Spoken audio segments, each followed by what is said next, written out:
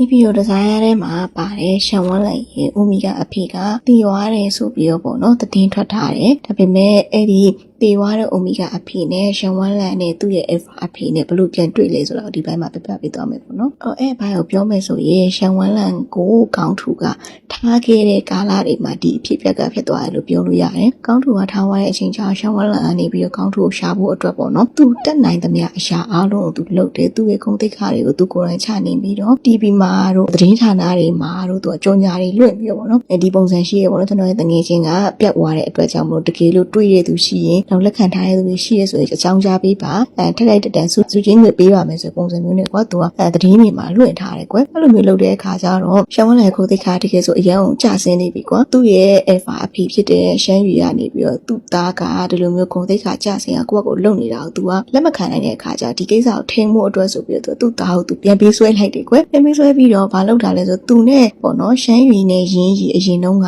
နေခဲ့တဲ့အဲ့လှုပ်ဝက်အခန်းထဲမှာရှန်ဝန်းလန်ကိုပြန်ပေးဆွဲပြီးတော့အခန်းထဲမှာအခန်းပိတ်ထားခဲ့တယ်ပေါ့နော်အဲ့တော့ရှန်ဝန်းလန်တတိပြန်ရလာတဲ့အချိန်မှာသူက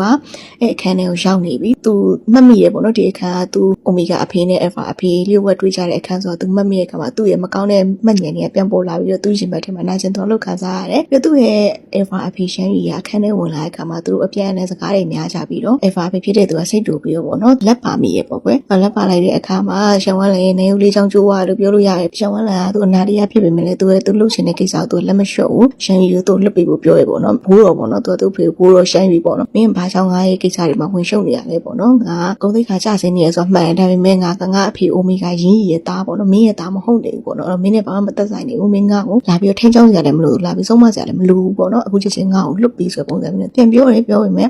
ရှမ်းရွေကမလှုပ်ပေးဘဲနဲ့အဲ့တိုင်းပဲထိန်းချုပ်ထားရပေါ့နော်ပြီးတဲ့အခါမှာသူကအဲ့လိုအစာကြီးစားမစားဘဲနဲ့ဆန္ဒပြတဲ့အခါကျတော့ကျမကြီးချင်းနေထိခိုက်လာအဲ့ဒဏ်ရာလေးရထားတဲ့အခါကျတော့ရှမ်းရွေကနေပြီးတော့ဆေးရုံမှာတီးတဲ့အခန်းတွေမှာထားပြီးတော့ရှန်ဝန်းလန်ကိုကုသပေးရဒါပေမဲ့အဲ့လိုကုသပေးပေမဲ့လည်းသူကရှန်ဝန်းလန်ရဲ့လက်တွေကိုကတင်တိုင်နေနဲ့ပေါ့နော်လက်ထိတ်ခတ်ထားပြီးတော့သူကထားတယ်ထွက်ပြေးသွားမှဆိုရင်လည်းအတွက်ကြောင့်မလို့ပေါ့ဒီလူနာကန်ထဲမှာနေပြီးတော့စောင့်နေပေါ့တရားရောက်သူ့လာကူပေးနိုင်မှာဒါမှမဟုတ်သူခိုးထွက်နိုင်မဲ့အခြေအနေကိုသူကစောင့်နေတယ်သူ့ရဲ့တီးတဲ့အခန်းပေါ့နော်လူနာအခန်းလေးကိုဝင်လို့ရတယ်ဘရင်ပေါက်ကနေပြီးတော့တရားရောက်ကကြော်ဝင်လာအောင်သူတွေ့လိုက်ရတယ်တွေ့လိုက်ခါမှာအဲ့ဒါဘာသူဖြစ်နေလဲဆိုသူ့ရဲ့အိုမီဂါအဖေရင်းရီဖြစ်နေပေါ့နော်တကယ်ဆိုရင်ရင်းရီကလွန်ခဲ့တဲ့10နှစ်လောက်တည်းကသေသွားရမယ်လူဖြစ်တယ်ဒါပေမဲ့အခုချိန်မှာသူမျက်စိရှိတဲ့မှာအသက်ရှင်ရက်သားရက်နေရတွေ့ရတဲ့အခါမှာရှန်ဝန်းလန်မှာအခန်းစားချက်တွေအများကြီးရောထွေးကုန်တယ်ပေါ့နော်သူမုန်းရတဲ့သူအိုမီဂါအဖေကသူ့ရှိကိုရောက်နေတွေ့ရတယ်ပြီးတော့တကယ်တွေ့လိုက်ရတဲ့အခါမှာသူကဒီအိုမီဂါအဖေကိုမုန်းနေတာမဟုတ်ပဲလွမ်းဆွတ်တန်တနေပြီးတော့တကယ်ပေါ့နော်ရင်ထဲအသေးတဲ့သူအိုမီဂါအဖေကိုချစ်မြတ်နိုးတွေဆိုတာကိုသူကနားလေလိုက်ရတယ်ပေါ့အဲ့ခါကျတော့သူကမျက်ရည်တွေဝဲကြလာပြီးတော့သူ့အဖေကို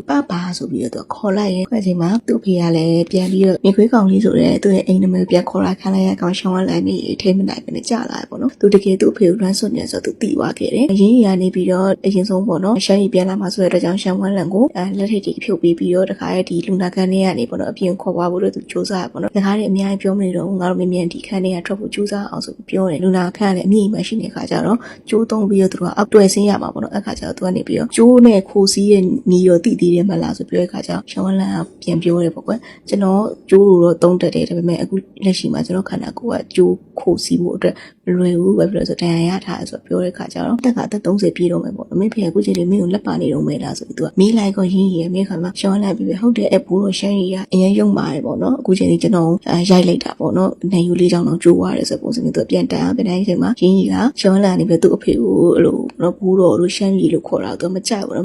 သူကမင်းဖေမင်းအဲ့လိုမျိုးအတုံးလို့မရအောင်လေဆိုသူပြန်ပြောတယ်ပြန်ပြောပြီးမယ်လေရှောင်းလာအပူတော်ဘာကိစ္စကျွန်တော်အဖေလူတတ်မှတ်မှာလေဖေကပဲအေဖာသူရဲ့မိန်းမနဲ့သူရဲ့သားသမီးတွေလိုမျိုးချင်းချိုးတန်ချိုးတွေနဲ့ခတ်ထားပြီးတော့ချုပ်နှောင်ထားတာကိုတွေ့ဘူးလို့လည်းဆိုပုံစံမျိုးသူကမင်းရောရင်းရနေပြီးတော့အိမ်ဆောင်ဖို့ဆိုပုံစံမျိုးနဲ့သူကစုတယ်ပေါ့နော်ရှောင်းလန်ထပ်ပြောရပေါ့နော်ပါရှမ်းရီကကျွန်တော်ရဲ့ဖေရင်ရောဟုတ်ရဲ့လားဆိုပုံစံမေးတဲ့အခါမှာရင်းရနေပြီးတော့မင်းပေါက်ပြရင်ရှောင်းမပြောရဘူးလေဆိုပုံစံမျိုးနဲ့ပြောတော့သူတို့သားဘာနဲ့အဲ့လိုစကားပြောနေတဲ့အချိန်မှာပဲရှမ်းရီကစီယုံခန်းနဲ့ဝင်လာတယ်ပေါ့ကွယ်